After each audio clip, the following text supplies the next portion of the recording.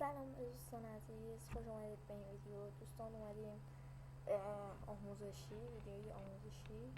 دوستان بذار اومدیم ویدیوی آموزشی که چگونه از گوشی یه فایلی و مثلا یا بازی و اینا رو تو گوشی مثلا دانلود کردیم با کامپیوتر بفرستیم برای لپتاپمون، خب یا کامپیوتر، حالا فرق نمیکنه.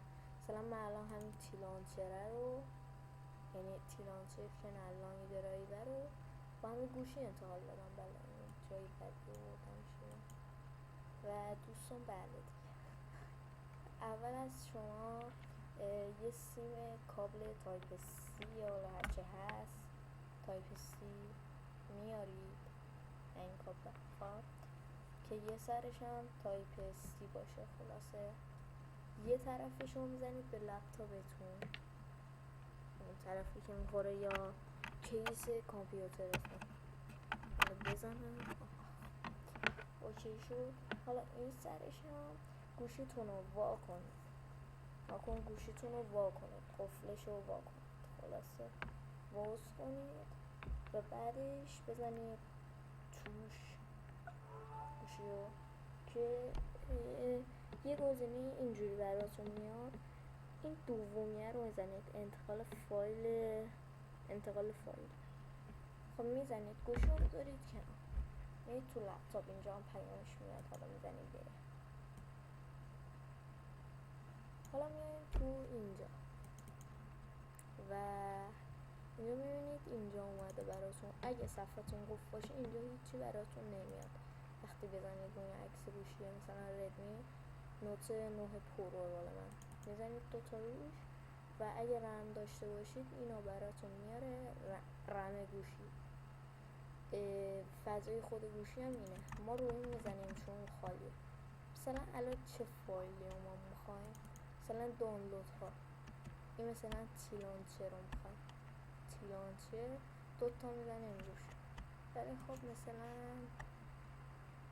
شما میخوایم ویدیو هم که چی ندارم شده، همون دانلود ها رو میزنم، اینجا انتخاب میکنم مثلا تیلانچر، اینجا دانلود میکنم سریع براتون میاره. حالا من نمیزنم، این شاید همین گزینه رو هم براتون نیاد، اینو میخوام.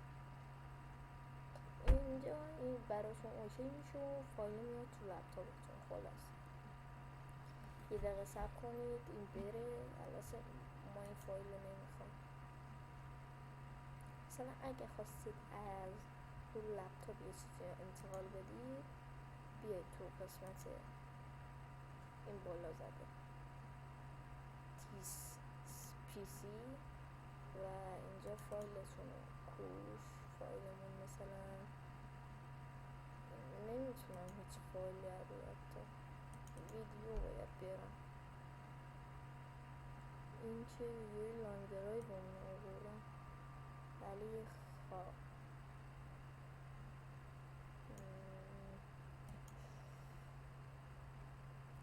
چجوری بود یادم رفت. مثلا اگه بخوای کل ویدیو رو بزنی اینجوری اینو نگر میدادید کلیک چپ و روش هر چیزی بخواد میایید روی این ول میدید. ولی خب من نمیخوام مثلا چیزی رو تغییر بدم، حالا اینجوری ول میدید روی این اوکی میشه و حالا من نمیخوام. و دوستان اینم از این ویدیو بود. لایک و کامنت و ساب یادتون نره. تا ویدیو دیگه، گود بای.